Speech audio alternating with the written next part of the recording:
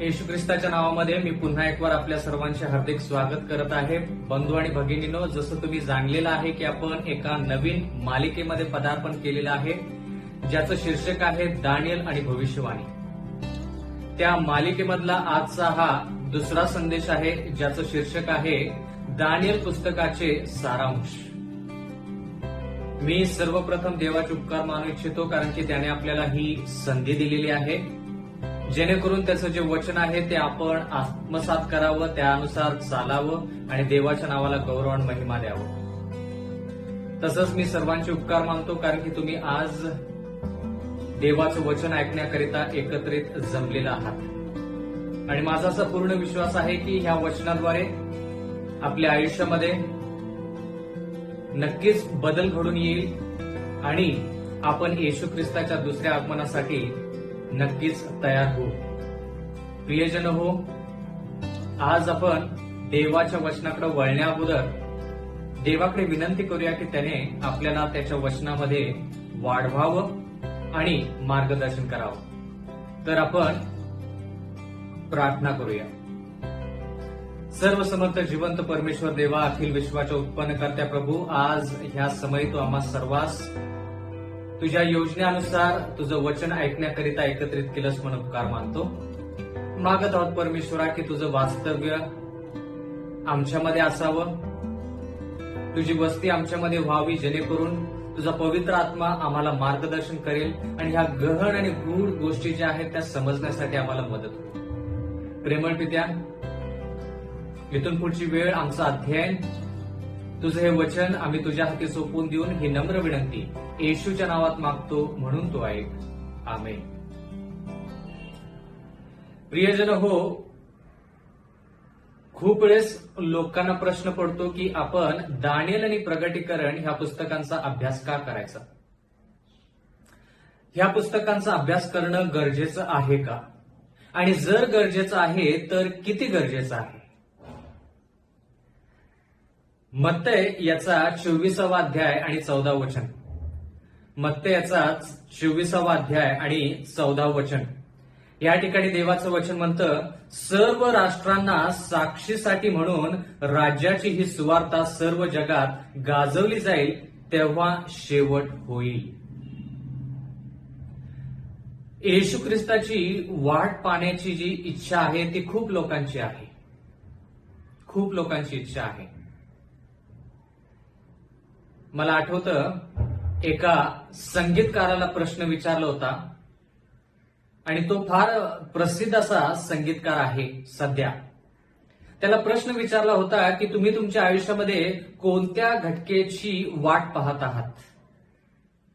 आणि तो संगीतकार म्हणाला की त्याने येशू ख्रिस्ताच्या दुसऱ्या आगमनाविषयी ऐकलेलं आहे आणि म्हणून त्याची इच्छा आहे की त्यानं येशू ख्रिस्ताचं जे दुसरं आगमन आहे त्याच्यासाठी त्यानं वाट पाहावी आणि त्याच्यासाठी तो वाट देखील पाहत आहे. आणि तो ख्रिस्ती नसून तो मुस्लिम धर्मामधला आहे आणि तो फार प्रसिद्ध असा संगीतकार आहे आणि त्याला हा प्रश्न विचारण्यात आला. म्हणून प्रियजन हो, आज मला तुम्हाला देखील हाच प्रश्न विचारायचा आहे की येशू ख्रिस्त येणार आहे हे आपल्याला जरी माहित असलं तर त्याच्या अगोदर कोणकोणत्या गोष्टी झाल्या पाहिजेत हे देखील जाणून घेणं फार महत्वाचं आहे. जर आपण ह्या ठिकाणी वाचलं तर आपल्याला हे पाहायला मिळतं की सर्व राष्ट्रांना साक्षीसाठी म्हणून राज्याची ही सुवार्ता सर्व जगात गाजवली जाईल. म्हणजे फक्त आपण ही सुवार्ता जी आहे ती सांगून चालणार नाही,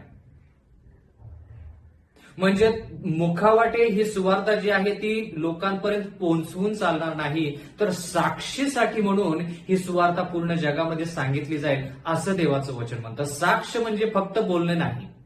साक्ष म्हणजे ज्या गोष्टी आपण बोलतो त्या कृतीमध्ये असल्या पाहिजेत आणि ज्या गोष्टी कृतीमध्ये आहेत त्या गोष्टी आपण बोलू शकलो पाहिजे. म्हणजे थोडक्यात शेवटच्या काळामधली जी सुवार्ता आहे ती सुवार्ता साक्षीच्या रूपामध्ये गेली पाहिजे, मग जगाचा शेवट होईल, असं देवाचं वचन म्हणतं. खूप वेळेस आपण ज्यावेळेस जगाचा शेवट किंवा येशू ख्रिस्त लवकर यावा असं ज्यावेळेस विचार करतो त्यावेळेस आपण फक्त बोलण्याद्वारे देवाची जी सुवार्थ आहे ते सांगण्याचा प्रयत्न करतो. पण देवाचं वचन म्हणतं, येशू ख्रिस्त स्वतः म्हणतो की सर्व राष्ट्रांना साक्षीसाठी म्हणून राज्याची ही सुवार्थ. साक्ष हे फार महत्वाचं. आणि कोण लोक साक्ष देतील? ज्यांच्याकडे सुवार्थ आहे ती लोक साक्ष देतील. आणि सुवार्थ म्हणजे काय? थोडक्यात ती बातमी जेणेकरून पूर्ण जगाला त्याचा आनंद वाटेल. 15 वचन या ठिकाणी म्हणत आहे, मत्तई 24:15. मत्तईचा 24वा अध्याय 15 वचन. दानियल संदेशाच्या द्वारे सांगितलेल्या ओसाडीचा अमंगळ पदार्थ पवित्र स्थानात उभा असलेला तुम्ही पाहाल, वाचकाने हे ध्यानात आणावे, असं देवाचं वचन म्हणतं. म्हणजे थोडक्यात येशू ख्रिस्त आपल्याला हे सांगत आहे की राज्याची ही जी सुवार्थ आहे ही साक्षीसाठी सांगितली पाहिजे. म्हणजे पूर्ण जगामध्ये आपण साक्ष म्हणून सुवार्थ सांगितली पाहिजे. हे पूर्ण जग आहे, त्याच्यामध्ये खूप ख्रिस्ती लोक आहेत जे बोलून फक्त सुवार्थ सांगत आहेत, पण त्यांच्या आयुष्यामध्ये स्वतः त्या सुवार्थेविषयी ते अनुकरण करत नाहीत. आणि देवाचं वचन म्हणतं की ही जी सुवार्थ आहे ही साक्ष म्हणून दिली पाहिजे. तर ज्यावेळेस येशू ख्रिस्ताने हे सांगितलं मत्तई 24 मध्ये, त्यावेळेस नवीन करार त्या ठिकाणी नव्हता. त्या ठिकाणी नवीन करार नव्हता, फक्त जुना करार होता. मग सुवार्थ जी येशू ख्रिस्त सांगत आहे ती थोडक्यात कोणती सुवार्थ? मग आपण ज्यावेळेस मत्तई 24:15 मध्ये वाचतो त्यावेळेस आपल्याला कळतं की सुवार्थ म्हणजे नेमकी येशू ख्रिस्त कोणत्या गोष्टीविषयी सांगत आहे. दानियल संदेशवाच्या द्वारे सांगितलेला ओसाडीचा अमंगळ पदार्थ पवित्र स्थानात उभा असलेला तुम्ही पाहाल, वाचकाने हे ध्यानात आणावे. ह्या ठिकाणी येशू ख्रिस्त ज्यावेळेस त्याच्या शिष्यांना सांगत होता की सुवार्थ म्हणजे काय, तर तो जुन्या कराराविषयी बोलत होता, कारण की त्यावेळेस नवीन करार नव्हता. पण प्रियजन हो, आज तुमच्यासाठी आणि माझ्यासाठी जुना करार आणि नवीन करार दोन्ही मिळून आपण ती सुवार्थ सांगितली पाहिजे. म्हणजे थोडक्यात येशू ख्रिस्त लोकांना हे सांगत आहे की सुवार्थ जी आहे ती विशेष करून शेवटच्या काळामधली जी सुवार्थ आहे ती दानियल या पुस्तकामधली असली पाहिजे. हे आपण जाणून घेतलं पाहिजे, कारण की महत्वाचा मुद्दा हा आहे की येशू ख्रिस्त ज्यावेळेस हे शब्द बोलला त्यावेळेस नवीन करार नव्हता, फक्त जुना करार होता. आणि त्यावेळेस त्याने ज्यावेळेस सुवार्थ सांगायचा जो मुद्दा उचललेला आहे तर तो दानियल संदेशाच्या द्वारे लिहिलेल्या ज्या गोष्टी आहेत त्याच्याविषयी सांगत आहे.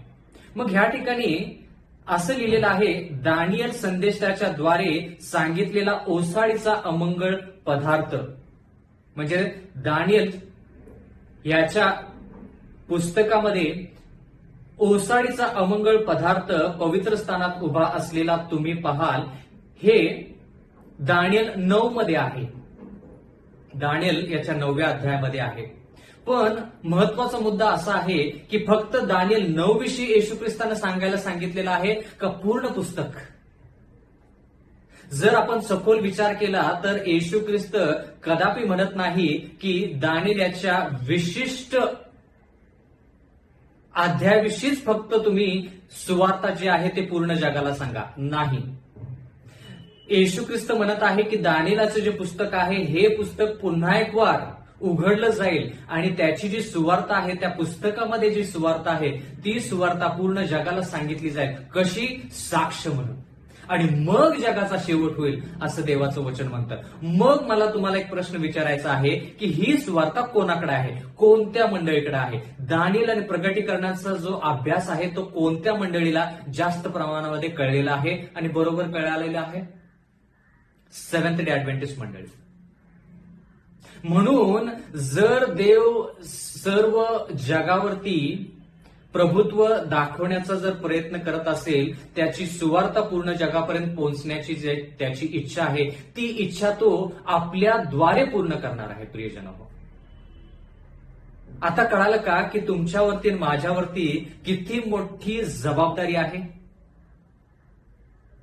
आता कळालं का? तुम्ही आणि मी जरी आपण साधारण व्यक्ती असलो तरी देखील आपण ह्या जगामध्ये किती महत्वाचे व्यक्ती आहोत. जगाला सुवार्ता जर सांगायची तर सेव्हन्थ डे ऍडव्हेंटिस्ट मंडळीशिवाय ती सुवार्ता कोणी सांगू शकत नाही. कारण की सुवार्ता जर सांगायचं तर त्याच्यामध्ये भविष्यवाणी पाहिजे. म्हणजे थोडक्यात जे आपण दानिएल पुस्तकामध्ये शिकणार आहोत ते फक्त भविष्यवाण्या नसून ती सुवार्ता देखील आहे हे आपण जाणून घेतलं पाहिजे. आणि या ठिकाणी महत्वाचं लिहिलेलं आहे, वाचकाने हे ध्यानात आणावे.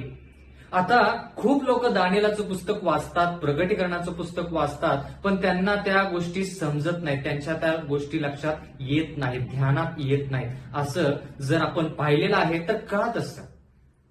ह्या ठिकाणी असं लिहिलेलं आहे, वाचकाने ते ध्यानात आणावे. वाचकाने म्हणजे खूप लोक हे वचन वाचतात, तर त्यांच्या त्या लक्षामध्ये का येत नाहीत, त्यांना त्या गोष्टी का समजत नाहीत. तर याच्यासाठी आपण जर विचार केला तर आपल्याला हेही कळेल. योहान याचा 5वा अध्याय आणि 39 वचन. योहान याचा 5वा अध्याय आणि 39 वचन. तुम्ही शास्त्रलेख शोधून पाहता. तुम्ही शास्त्रलेख शोधून पाहता कारण त्यांच्याद्वारे तुम्हाला सार्वकालिक जीवन प्राप्त होईल असे तुम्हाला वाटते. म्हणजे जर आपण शास्त्रलेख जो आहे तो अशा प्रकारे शोधला, कशा प्रकारे? अशा प्रकारे शोधायचं जेणेकरून त्याच्यात सार्वकालिक जीवन प्राप्त होईल. तशा प्रकारे ज्यावेळेस आपण ते शास्त्रलेख जे आहेत ते शोधू तर आपल्याला ते शास्त्रलेख काय आहेत ते कळतील. म्हणजे थोडक्यात खूप लोक देवाचं वचन वाचतात, देवाचं वचन ऐकतात, पण ते वचन जे आहे तो शास्त्रलेख जो आहे तो शास्त्रलेख ते सार्वकालिक जीवन देईल अशा रीतीने ते शोधत नाहीत. अशा रीतीने ते शोधत नाहीत, म्हणून त्यांना ते सापडत नाही. कारण की तुम्हाला खूप लोक असे मिळतील, असे पाळक लोक मिळतील, असे प्रचारक मिळतील जे तुम्हाला सांगतील की दानिएल आणि प्रगटीकरणाच्या पुस्तकाचा अभ्यास करण्याची गरज नाही. जर त्यांनी तुम्हाला असा प्रश्न विचारला की तुम्ही आणि मी हे दानिएलचं पुस्तक आणि प्रगटीकरणाचं पुस्तक का शिकत आहोत, तर त्यांना मत्तई 24:14 आणि 15 हे वचन आपण सांगितली पाहिजेत. येशू ख्रिस्त स्वतः म्हणतो की राज्याची सुवार्ता जी आहे ती दानिएलाच्या पुस्तकामध्ये आहे. म्हणजे थोडक्यात मी फक्त दानिएलाचं पुस्तक नाही म्हणत, सर्व 66 पुस्तकं जे आहेत ते सर्व पुस्तक महत्वाचे, पण विशेष करून दानिएल आणि प्रगटीकरणाचं पुस्तक जास्त महत्वाचं आहे किंवा महत्वाचं आहे. असं आपण म्हणू शकत नाही की ते समजण्यासाठी कठीण आहे, त्याच्यामध्ये गहन आणि गूढ गोष्टी आहेत, म्हणून काही काही लोक म्हणतात की ते 2 पुस्तकं आहेत ती वाचण्याची गरज नाही. देवाच्या वचनामध्ये लिहिलेलं आहे की जर सुवार्ता पूर्ण जगापर्यंत पोहोचायला हवी तर येशू ख्रिस्त प्रेमळ आहे, येशू ख्रिस्त चांगला आहे, त्याने आपल्या प्राणांची आहुती दिलेली आहे. या सर्व गोष्टी जरी बरोबर असल्या तर भविष्यवाण्या शिवाय ही सुवार्ता पूर्ण होऊ शकत नाही. म्हणजे आपण थोडक्यात ह्या भविष्यवाण्यामध्ये सुवार्ता पाहिजे, हे फार महत्वाचं आहे प्रियजन हो. जर आपण प्रगटीकरणाचा प्रगटीकरण 1 अध्याय आणि त्याचं 3रं वचन वाचलं तर या ठिकाणी लिहिलेलं आहे, ह्या संदेशाचे शब्द वाचून दाखवणारा. प्रगटीकरणाचं पुस्तक म्हणजे काय? भविष्यवाणीचं पुस्तक. ह्या संदेशाचे शब्द वाचून दाखवणारा, ते ऐकणारे व त्यात लिहिलेल्या गोष्टी पाळणारे हे धन्य, कारण समय जवळ आला आहे.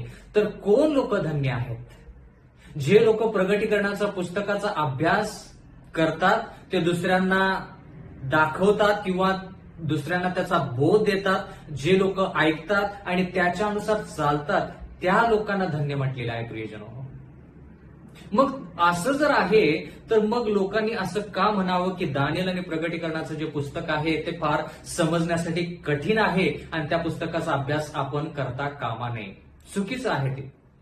प्रगटीकरणाचा 1 अध्याय आणि 3ऱ्या वचनामध्ये की जे लोक वचन सांगतात, जे लोक वचन ऐकतात, जे लोक वचनानुसार चालतात ते लोक धन्य.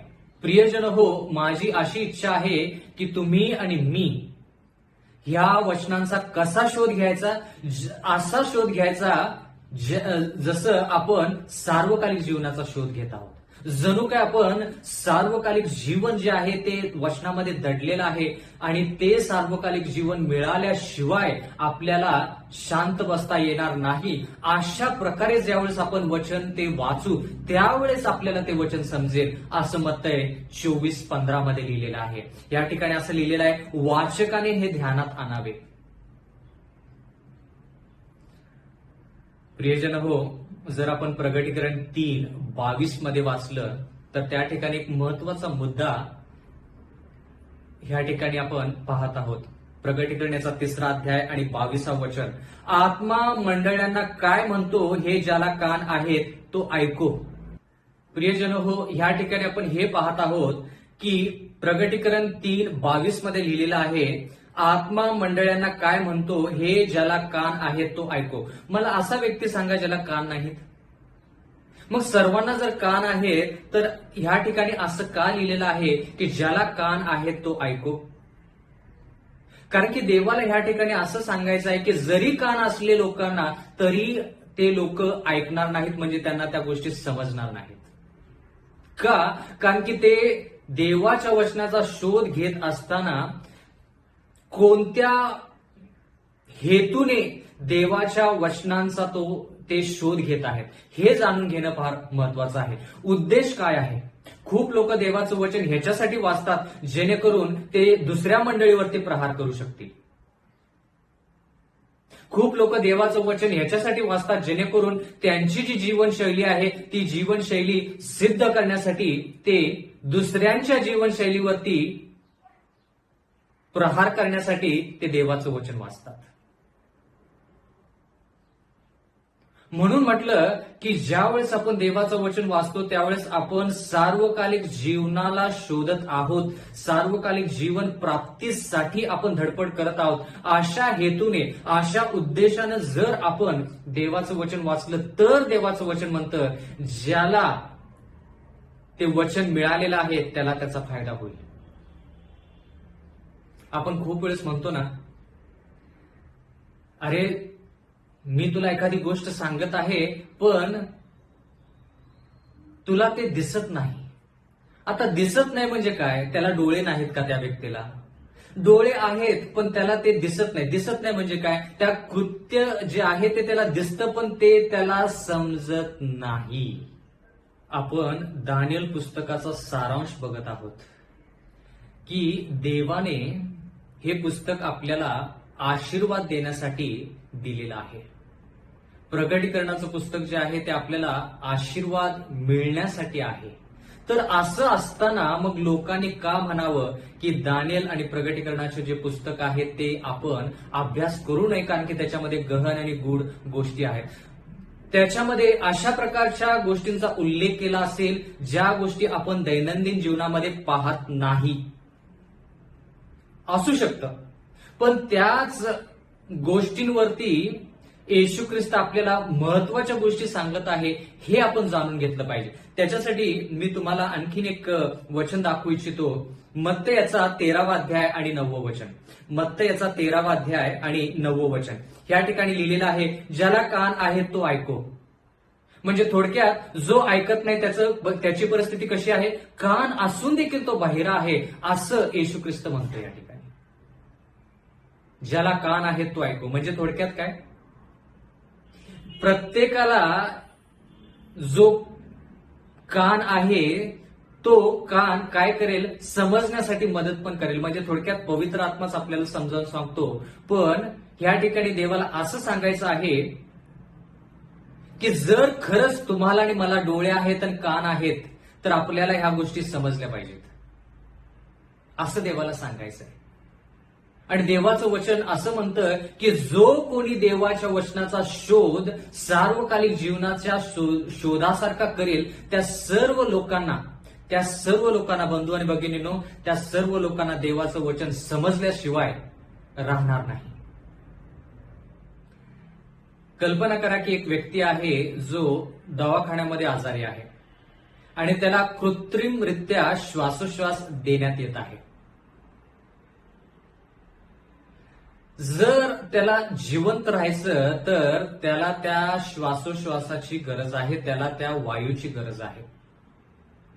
म्हणजे थोडक्यात तो वायू मिळण्यासाठी, तो श्वासोश्वास कृत्रिम का असेना मिळण्यासाठी त्याला जेवढी धडपड करावी वाटेल तेवढी ती धडपड करतो. कारण की का, त्याला जिवंत राहायचं आहे.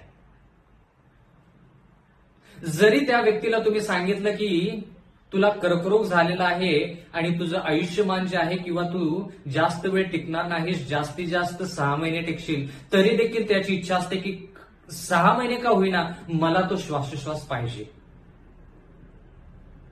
आणि म्हणून प्रियजन हो, जर आपण शारीरिक गोष्टीचा किंवा शारीरिक आयुष्याचा इतका विचार करतो, जे शारीरिक आयुष्य आपलं 60, 70, 80, 90 किंवा 100 वर्षाचं आहे, तर सार्वकालिक जीवनाचा विचार करत असताना आपण किती देवाच्या वचनाचा आस्वाद आणि शोध केला पाहिजे. कारण की देवाचं वचन स्पष्ट आहे. जर देव एखादी गोष्ट सांगतो ती गोष्ट देव नक्कीच करतो. जर देव म्हणतो की जे दानिएल आणि प्रकटीकरणाचं पुस्तक जे आहे ते दुसऱ्यांना शिकवतात, लोक ऐकतात, त्याच्यानुसार चालतात, ते सर्व धन्य. काही लोक तुमच्या मंडळीमध्ये असे असू शकतात ज्यांना लिहिता येत नाही, वाचता येत नाहीत, पण ज्या गोष्टी ते ऐकतायत त्यानुसार जर चालले तर त्यांना आशीर्वाद मिळाल्याशिवाय राहणार नाही. कारण की देव बोललेलं आहे ते नक्कीच होणार. पण महत्वाचा मुद्दा असा की जे लोक म्हणतात की दानिएल आणि प्रकटीकरण समजण्यासाठी कठीण आहे, ते लोक सार्वकालिक जीवनाचा जसा शोध घेतात तसं देवाच्या वचनाचा शोध घेत नाहीत. म्हणून त्यांना थोडा त्रास संकट होतो. प्रियजन हो, आणखीन एक वचन मत्तय याचा 13वा अध्याय आणि 34वा वचन. मत्तय याचा 13वा अध्याय 34वा वचन. ह्या सर्व गोष्टी येशूने दाखल्यांनी लोक समुदायांना सांगितल्या आणि दाखल्या वाचून तो त्यांच्याबरोबर काहीही बोलला नाही. म्हणजे थोडक्यात ह्या ठिकाणी देवाचं वचन म्हणतं की येशू ख्रिस्त त्याच्या लोकांसंती दाखल्याद्वारे बोलला, दृष्टांताद्वारे बोलला. म्हणून येशू ख्रिस्त म्हणाला, स्वर्गाचं राज्य 10 कुमारिकांसारखं आहे. स्वर्गाचं राज्य एका घरधन्यासारखं आहे.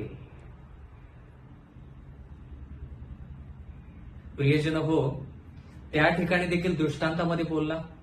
मग ज्यावेळेस आपण प्रगटीकरण आणि दानिएलाच्या पुस्तकामध्ये दृष्टांत पाहतो त्यावेळेस आपण असं का म्हणावं? म्हणजे जे लोक असं म्हणतात त्यांच्यासाठी मी सांगत आहे. मग त्या लोकांनी असं का म्हणावं की दानिएल आणि प्रगटीकरणाचे जे पुस्तक आहे ते आत्मसात करण्याची गरज नाही. कारण की त्या ठिकाणी देखील दाखले आहेत, त्या ठिकाणी देखील दृष्टांत आहेत. देव ह्या ठिकाणी दृष्टांताद्वारे पण बोलत आहे. मत्तय, मार्क, लूक, योहान ह्या पुस्तकामध्ये. आता महत्वाचा प्रश्न असा आहे की देवाचं वचन म्हणतं की दाखल्या वाचून तो त्याच्या लोकांशी बोलला नाही. म्हणजे दाखले कशासाठी? मुद्दा नंबर 1, दाखला याच्यासाठी येशू ख्रिस्ताने सांगितला की जे सत्य त्या दाखल्यामध्ये आहे ते फक्त त्याच लोकांना कळावं जे लोक त्या दाखल्याचा फायदा त्यांच्या सार्वकालिक जीवनासाठी करून घेत आहेत. पण जर येशू ख्रिस्ताच्या काळासारखं जे परुषी लोक, जे ज्ञानी लोक होते ते येशू ख्रिस्ताला त्याच्या शब्दामध्ये पकडण्याचा प्रयत्न करत होते, त्या लोकांना तो दाखला कळाला नाही.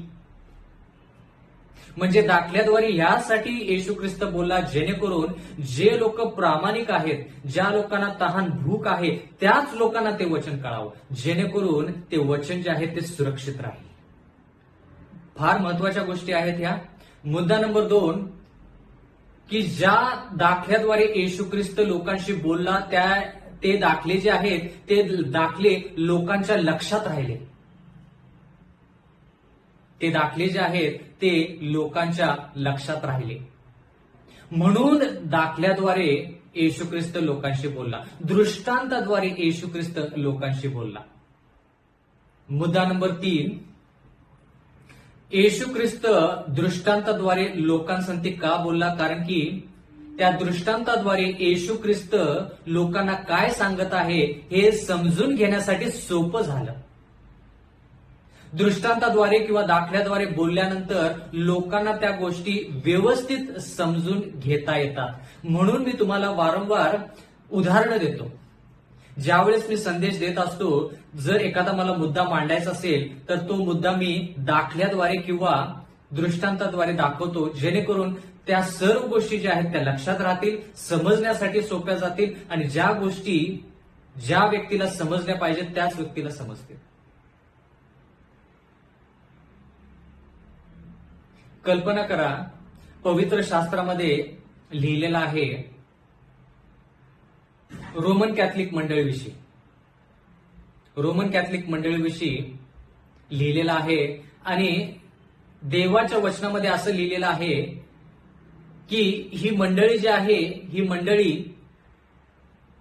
सैतानाचा हात धरून किंवा सैतानाची मदत घेऊन येशू ख्रिस्ताच्या नावामध्ये येऊन येशू ख्रिस्ताविरुद्ध कार्य करते. पण देवाच्या वचनामध्ये कुठंही असं स्पष्टपणे लिहिलेलं नाही की ती रोमन कॅथलिक मंडळी आहे. पण जे गुणधर्म आहेत, जे दानियल प्रगटीकरणाच्या पुस्तकामध्ये लिहिलेले आहेत, त्या गुणधर्मावरून आपल्याला कळतं की ती मंडळी जी आहे, जी नमूद केलेली आहे, जिच्याविषयी लिहिलेलं आहे, ती मंडळी रोमन कॅथलिक मंडळी आहे. कल्पना करा की जर स्पष्टपणे त्या ठिकाणी लिहिलेलं असतं किंवा स्पष्टपणे जर येशू ख्रिस्ताने त्यांना सांगितलं असतं की रोमन कॅथलिक मंडळी ही सैतानाच्या हातामधली मंडळी आहे आणि सैतान तिचा वापर करत आहेत, तुमच्यापर्यंत आणि माझ्यापर्यंत हे पवित्र शास्त्र जे तुम्ही हाताळत आहात ते पोहोचलं नसतं. हजारो वर्षापूर्वीच लोकांनी ते नष्ट केलं असतं. कारण की का? त्यांनी ते वाचलं असतं नाही का परमेश्वराच्या वचनामध्ये की रोमन कॅथलिक मंडळी जी आहे ती देवाच्या विरोधात आहे. म्हणून देवाने अशा प्रकारे दृष्टांतामध्ये दानियल प्रगटीकरणाच्या दृष्टांतामध्ये दाखवलेलं आहे, जेणेकरून जो ते वचन सार्वकालिक जीवनाचा शोध जसा घेतात तसा शोध घेईल, फक्त आणि फक्त त्यालाच ते कळेल. ह्या जगामध्ये फार मोठमोठे प्रचारक आहेत. त्यांचा प्रचार सुरू झाला की लाखो आणि करोडो लोक त्या प्रचारासाठी जातात. ज्यावेळेस सत्य एवढं मला माहित नव्हतं त्यावेळेस मला आठवतं मी मुंबईमध्ये होतो आणि मुंबईमध्ये एक बाहेरच्या देशातून एक प्रचारक आला आणि त्यावेळेस त्यानं प्रचार करता करता तो सेव्हन्थ ऍडव्हेंटिस्ट मंडळीमधला नव्हता. त्याला सत्य जास्त माहित नव्हतं. त्यानं भविष्यवाणीविषयी काही सांगितलं नाही. पण ज्यावेळेस त्यानं प्रचार करायला सुरुवात केली त्यावेळेस तो म्हणाला, ह्या कळपामध्ये, ह्या जनसमुदायामध्ये, ह्या जनसागरामध्ये जवळपास 1.5 कोटी लोक आहेत, असं तो बोलला. त्यावेळेस मला कळालं की त्या 1.5 कोटी लोकांपैकी मी फक्त एक होतो. मग मोठमोठे प्रचारक असून देखील त्यांना हे 2 पुस्तकं कळत नाहीत, समजत नाहीत. कारण की का? प्रियजन हो, आपण पूर्ण अंतःकरणाने देवाच्या वचनाचा शोध घेतला पाहिजे. याच्यासाठी की आपलं आयुष्य बदललं पाहिजे. कारण की का? देवाचं वचन म्हणतं साक्षीसाठी म्हणून ही सुवार्ता पूर्ण जगापर्यंत पोहोचली पाहिजे. साक्ष, आणि साक्ष फक्त आपण बोलून देऊ शकत नाही. साक्ष जर आपल्याला द्यायची तर बोलणं, विचार आणि कृती ह्या 3 गोष्टी त्याच्यामध्ये पाहिजे. जर आपल्याला ह्या 2 पुस्तकाचा पुढच्या भागामध्ये अभ्यास करायचा असेल तर त्याच्यासाठी एक अट आहे आणि ती अट म्हणजे आपण वचन शोधलं पाहिजे, सार्वकालिक जीवनाचा शोध जसा घेतो तसा, आणि त्याचा अभ्यास करून ते दैनंदिन जीवनामध्ये आपण त्याचा वापर केला पाहिजे. उपदेशक याचा 1 अध्याय आणि 9 वचन. उपदेशक याचा 1 अध्याय आणि 9 वचन. दानियल आणि प्रगटीकरणाची पुस्तकं का शिकायची? एकदा होऊन गेले तेच होणार, म्हणजे ज्या गोष्टी होऊन गेलेल्या आहेत, जुन्या करारामध्ये ज्या गोष्टी झालेल्या आहेत, त्या गोष्टी पुन्हा होणार असं देवाचं वचन म्हणतं. एकदा होऊन गेले तेच होणार, करण्यात आले तेच करण्यात येणार, भूतलावर नवे म्हणून काहीच नाही. म्हणजे ह्या पृथ्वीवरती सूर्याच्या खाली नवीन काहीच नाही. ज्या गोष्टी घडलेल्या आहेत त्याच गोष्टी घडणार. म्हणून आपल्याला दानिएल आणि प्रकटीकरणाच्या पुस्तकाचा अभ्यास करायचा. म्हणून आता तुम्हाला कळालं का की येशू ख्रिस्त ज्यावेळेस नवीन करारामध्ये, म्हणजे थोडक्यात नवीन करार नसताना देखील मत्तईच्या पुस्तकामध्ये तो म्हणत आहे की तुम्ही आणि मी दानिएल पुस्तकाचा अभ्यास केला पाहिजे. का? कारण की ज्या गोष्टी झालेल्या आहेत त्या गोष्टी परत होणार आहेत. आणि जर त्या परत गोष्टी होणार आहेत तर आपण ज्या गोष्टी लोकांनी अगोदर चुकीच्या गोष्टी केल्या, त्या चुकीच्या गोष्टी परत आपण करू नये म्हणून आपल्यासाठी त्या गोष्टी शिकणं गरजेचं आहे. बंधू आणि भगिनींनो, जर ह्या भूतलावरती कोणाला दानिएल आणि प्रकटीकरणाच्या पुस्तकाचा अभ्यास करून इतरांना सांगण्याचा अधिकार असेल तर तो फक्त सेव्हन्थ डे ऍडव्हेंटिस्ट मंडळीला आहे. मी हे म्हणत नाही की देवाला बाकीच्या लोकांना वचन शिकवायचं नाही. सर्व लोकांना देवाला त्याचं वचन शिकवायचं आहे. पण पूर्ण अधिकाराने कोण सांगू शकेल? जो व्यक्ती सत्यामध्ये आहे तोच सांगू शकतो, नाही का?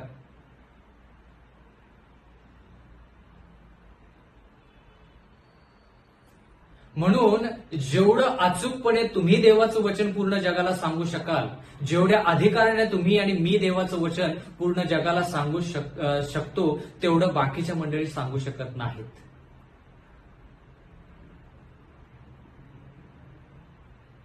म्हणून अंतःकरणातून बोलत आहे. तुम्ही साधी व्यक्ती नाही, तुम्ही फार मौल्यवान आहात. तुमच्या हातामध्ये जे लोक देवाने दिलेले आहेत ते देवाच्या डोळ्याचे बुबुळ आहे. तुम्ही देवाच्या डोळ्याचे बुबुळ आहात थोडक्यात. म्हणजे प्रियजन हो, देवाने जी आपल्याला ही संधी दिलेली आहे, हा मान आणि सन्मान जो दिलेला आहे की दानिएल आणि प्रकटीकरणाच्या पुस्तकाचा अभ्यास करायचा, पूर्ण शास्त्रलेख वाचायचा, 66 पुस्तकांचा अभ्यास करायचा आणि पूर्ण जगाला वाचवायचं, अशा प्रकारचा मान सन्मान जगामध्ये कोणाला नाही, कोणालाच नाही. आणि म्हणून माझी कळकळीची आग्रहाची विनंती आहे की तुम्ही हे जे आपण अभ्यासक्रम करत आहोत तो अभ्यासक्रम वैयक्तिकरित्या अंतःकरणाशी घ्यावा. जर स्वतः आपण वाचलो तर आपण दुसऱ्याला वाचवू शकतो. की जर आपल्याला स्वतः तारणाच्या मार्गावरती जायचं, स्वतःचं तारण करून घ्यायचं असेल तर आपण दुसऱ्याच्या तारणासाठी देखील झटलं पाहिजे. आणखीन एक वचन वाचतो. उपदेशक याचा 3 अध्याय आणि 15 वचन. ह्या ठिकाणी लिहिलेलं आहे, जे काही होत आहे ते पूर्वीच होऊन चुकले आहे. म्हणजे तुम्ही आणि मी, प्रियजन हो, तुम्ही आणि मी ज्या गोष्टी आज आपण भोगत आहोत, येणाऱ्या काळामध्ये भोगणार आहोत, त्या गोष्टी देवाचं वचन म्हणतं पूर्वीच होऊन गेलेल्या आहेत. म्हणून त्या गोष्टी आपण शिकायच्या, जेणेकरून त्या गोष्टीद्वारे आपण काहीतरी शिकू आणि ज्या चुका अगोदर लोकांनी केल्या त्या चुका आपल्याकडून होता कामा नयेत. म्हणून त्या गोष्टी आपल्यासाठी शिकणं गरजेचं आहे.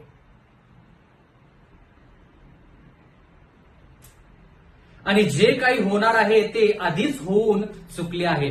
उपदेशक याचा 3 अध्याय 15 वचन. आणि देव गत गोष्टी पुन्हा आपल्याकडे आणतो. म्हणजे या ठिकाणी आपल्याला हे पाहायला मिळत आहे की ज्या गोष्टी अगोदर घडलेल्या आहेत त्याच गोष्टी परत घडणार आहेत. म्हणजे किती महत्वाचं आहे की देव आपल्याला सांगतो, बघा ज्या गोष्टी अगोदर घडलेल्या आहेत त्याचा अभ्यास करा, मनन करा. म्हणजे येणाऱ्या गोष्टीमध्ये तुम्हाला सतर्कता मिळेल, किंवा तुम्ही जागृत राहाल, किंवा तुम्ही सावध राहाल. तुमच्याकडून त्या चुका होणार नाहीत ज्या चुका तुमच्या पूर्वजांनी, आपल्या पूर्वजांनी केलेल्या आहेत. सर्वसाधारणतः ज्यावेळेस वडील आपल्या तरुण मुलग्याला आणि तरुण मुलीला सूचना देत असतो, त्यावेळेस तो वडील म्हणत असतो किंवा ती आई म्हणते की ज्यावेळेस आम्ही तरुण होतो त्यावेळेस आम्ही ही चुकी केली, आम्ही ती चुकी केली आणि माझी इच्छा आहे की तुम्ही ती चुकी करू नये, म्हणून मी तुम्हाला ज्या गोष्टी घडलेल्या आहेत त्या गोष्टी सांगत आहे, जेणेकरून त्या पापामध्ये तुम्ही आणि मी पडू नये. का? कारण की आई वडिलांचं जे प्रेम आहे ते प्रेम इतकं निस्वार्थ असतं,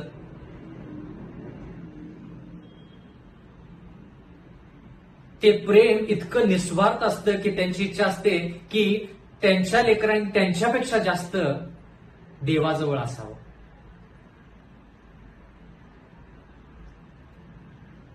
मत्तयचा 24वा अध्याय आणि 37वा वचन. मत्तय 24:37. नोहाच्या दिवसात होते त्याप्रमाणे मनुष्याच्या पुत्राचे येणे होईल. म्हणजे आपण हे पाहत आहोत की भविष्यवाणी जी आहे ती भविष्यवाणी जी पूर्ण होणार आहे ती अगोदर कशी पूर्ण झाली हे जाणून घेणं फार फार महत्वाचं आहे. म्हणून देवाच्या वचनामध्ये लिहिले की जर आपल्याला येशू ख्रिस्ताच्या येण्याच्या अगोदर दिवस कसे असतील हे जाणून घ्यायचं असेल तर येशू ख्रिस्तानं स्वतः सांगितलं की नोहाच्या काळामध्ये ज्या गोष्टी घडल्या त्या गोष्टींचा तुम्ही विचार करा किंवा अभ्यास करा. जर तसं असेल तर आपण दानिएलच्या पुस्तकामध्ये ज्या गोष्टी नमूद केलेल्या आहेत त्या गोष्टींचा जर विचार केला तर आपल्याला कळेल की शेवटच्या काळामध्ये कोणकोणत्या गोष्टी होणार आहेत. आणि येशू ख्रिस्तानं ते शब्द वापरले. दानिएल संदेष्टाच्या द्वारे असे येशू ख्रिस्त म्हणतो मत्तय 24:15 मध्ये. मत्तय 24:37 मध्ये येशू ख्रिस्त म्हणतो नोहाच्या दिवसामध्ये, म्हणजे तो नमूद करतोय की कोणत्या व्यक्तीविषयी या ठिकाणी आपण शिकलं पाहिजे.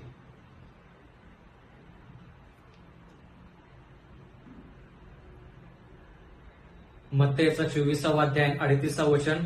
तेव्हा जसे जलप्रलयाच्या पूर्वीच्या दिवसात नोहा तारवात गेला त्या दिवसापर्यंत लोक खात पीत होते, लग्न करून घेत होते, लग्न करून देत होते. अशाच प्रकारच्या गोष्टी येशू ख्रिस्त म्हणतो त्याच्या येण्याच्या अगोदर होती. आता एवढं जर आपण शिकायचं आहे तर त्याच्यामध्ये आपण चुकी करून चालत नाही. एवढं जर देवानं आपल्याला शिकवलेलं आहे तर त्या गोष्टी आपण आत्मसात केल्या पाहिजेत तर दुसऱ्याला पण शिकवल्या पाहिजेत. कारण की प्रगटीकरणामध्ये लिहिलेलं आहे जो त्या गोष्टी करेल तो धन्य, म्हणजे थोडक्यात आशीर्वादित. जर तुम्हाला आणि मला आशीर्वाद पाहिजे तर आपण नक्कीच दानिएल आणि प्रगटीकरणाचं पुस्तक वाचलं पाहिजे, अध्ययन केलं पाहिजे, ते आपल्या दैनंदिन जीवनामध्ये त्याचा वापर केला पाहिजे. नक्कीच आपल्याला आशीर्वाद, कारण की देव जर एखादी गोष्ट बोलतो तर ती गोष्ट देव नक्कीच करतो. प्रियजन हो, नक्कीच. देव विश्वासू आहे, देव न्यायी आहे.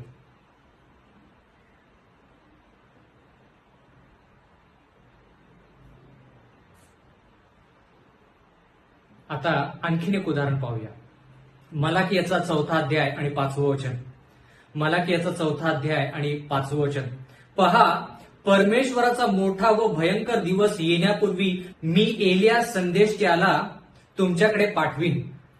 म्हणजे असं होणार आहे का? देवाच्या वचनामध्ये लिहिलेलं आहे की येशू ख्रिस्त यायच्या अगोदर एलिया जो स्वर्गाच्या राज्यामध्ये आहे तो परत खाली येणार आहे. त्याची जी सुवार्ता आहे, देवाची जी सुवार्ता आहे ती देवाची सुवार्ता सांगण्यासाठी. का?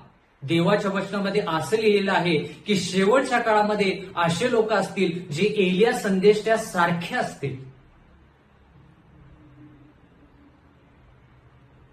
आता म्हणून आपण उपदेशक या पुस्तकामध्ये वाचलं की ज्या गोष्टी अगोदर घडलेल्या आहेत, म्हणजे एलिया जुन्या करारामध्ये होता तर जो एलिया नवीन करारामध्ये असेल तो एलिया गुणानुसार, चरित्रानुसार जुन्या करारातल्या एलियासारखा असेल.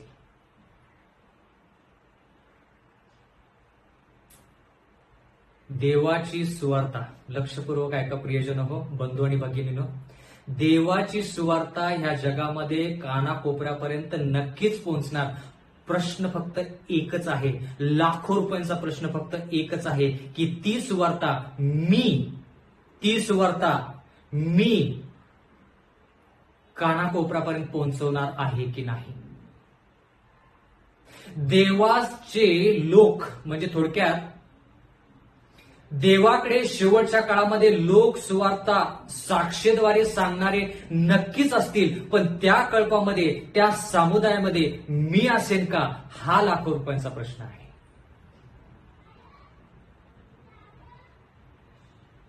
मी सुवार्ता सांगितली नाही तर याचा अर्थ असा नाही की सुवार्ता पसरणार नाही, येशू ख्रिस्त येणार नाही. सुवार्ता सांगितलीच जाईल, साक्ष नक्कीच घडेल, येशू ख्रिस्त नक्कीच येईल, पण त्या जनसमुदायामध्ये हा जो मान सन्मान देवाने त्या लोकांना देऊ केलेला आहे त्याच्यामध्ये मी असेल का.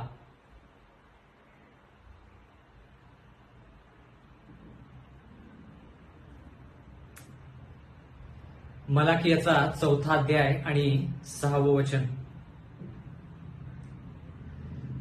देवाचं वचन म्हणतो की एलिया म्हणजे थोडक्यात जे लोक शेवटच्या काळामध्ये एलिया सारखं चरित्र प्रगट करतील, संदेश त्यासारखं त्यांचं आयुष्य असेल, त्या लोकांना एलिया म्हटलेलं आहे. त्यांच्याविषयी लिहिलेलं आहे, तो वडिलांचे हृदय त्याच्या पुत्राकडे व पुत्राचे हृदय त्याच्या वडिलांकडे वळवेल, नाहीतर कदाचित मी येईल आणि भूमीला शापाने ताडण करीन. म्हणजे देवाचं वचन म्हणतं की ह्या एलियाकडे फार मोठी जबाबदारी आहे. आपण फक्त जगातल्या लोकांचं मन जे आहे ते देवाकडे फक्त वळवायचं नाही, तर आपल्या कुटुंबामध्ये आपल्या लेकरांचं मन जे आहे ते आईवडिलांकडे वळलं पाहिजे, आई वडिलांचं मन जे आहे ते लेकरांकडे वळलं पाहिजे. मंडळीमधल्या लोकांचं मन पाळक आणि पाळकाच्या कुटुंबाकडे वळलं पाहिजे, आणि त्यांचं जे मन आहे ते मंडळीकडे वळलं पाहिजे. हे फार महत्वाचं आहे. बंधू आणि भगिनींनो, फार महत्वाचं वचन आहे आणि आपण फक्त दानियल पुस्तकाचा जो सारांश आहे तो आज पाहत आहोत. जर दानियल पुस्तकाचा विचार केला तर दानियल या शब्दाचा अर्थ परमेश्वर माझा न्यायाधीश आहे किंवा परमेश्वर माझा न्यायकर्ता आहे. ह्या पुस्तकामध्ये 12 अध्याय आहेत. 12 अध्याय आहेत. ह्या 12 अध्यायाचे जे विभाजन आहे ते 2 भागामध्ये केलेलं आहे.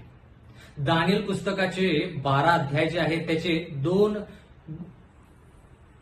मध्ये विभाजन केलेलं आहे. पहिला भाग जो आहे तो गोष्टीच्या स्वरूपामध्ये आहे.